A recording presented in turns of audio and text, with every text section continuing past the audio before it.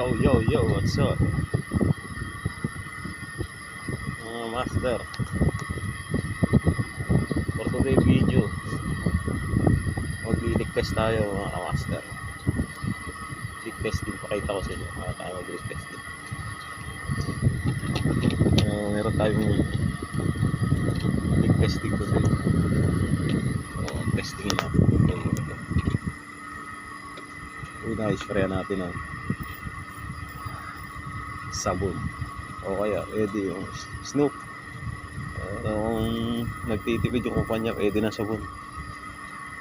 Medyo mahal yung Snoop. Yan. Kung tata kayo kasi medyo mataas to. Mataas, hindi natin kita. So ngayon gagawin natin, papakita ko sa inyo yung gamit to camera lens natin. Okay, checking.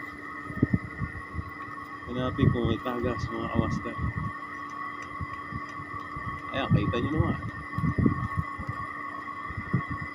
malinaw na malinaw, malabo ang mata at gabi tayo nagtatrabaho, hindi natin basta makikita yan.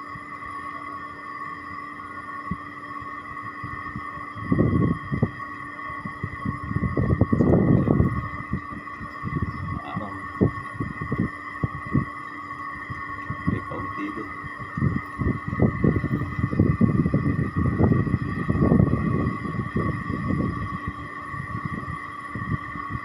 Kita umaagos ko yung mula.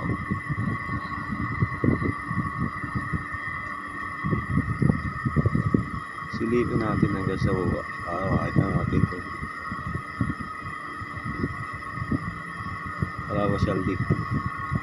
Pag ito leak na to,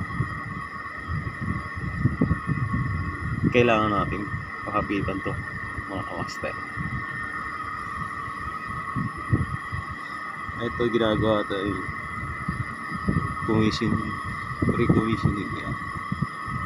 Kailangan natin magkarga ng nitrogen, tapos yan natin, leak test natin para sigurado pagbigay sa kliyente sure wala ang tagas para sa stop cut.